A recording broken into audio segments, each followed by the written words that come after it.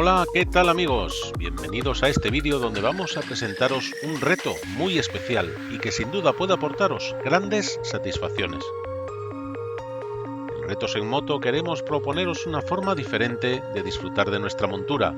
Se trata de darle un sentido a nuestras rutas, de ponerle un objetivo a nuestras salidas para así aprovechar cada kilómetro recorrido y conocer nuevos sitios, diferentes paisajes y disfrutar de todo lo bonito que rodea las carreteras que recorremos a diario con nuestras motos. Hoy vamos a presentaros el reto de los faros, que como podéis imaginar se trata de acercarnos a la costa y visitar estas curiosas construcciones que llevan años vigilando el mar y que suelen estar ubicados en parajes de gran belleza. Nosotros hemos elegido visitar todos los faros asturianos, en total 15, pero cada uno puede adaptar el reto a su manera, visitándolos de su comunidad autónoma, los que le queden más cerca de su domicilio o cualquier otro listado de faros a visitar que se os pueda ocurrir.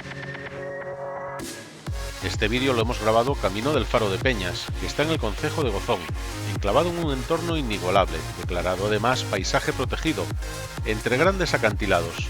Si podéis, no dudéis en visitarlo, seguro que os gustará.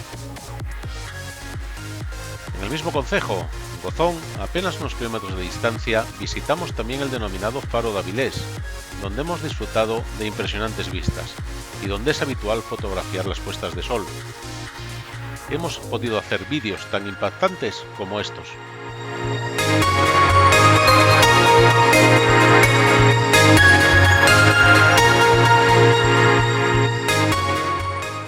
Además del de Peñas y del de Avilés, Asturias cuenta con otros 13 faros.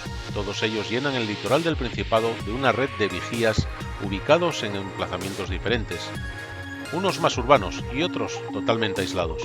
Os dejamos ahora con las imágenes de la visita a los 15 faros asturianos.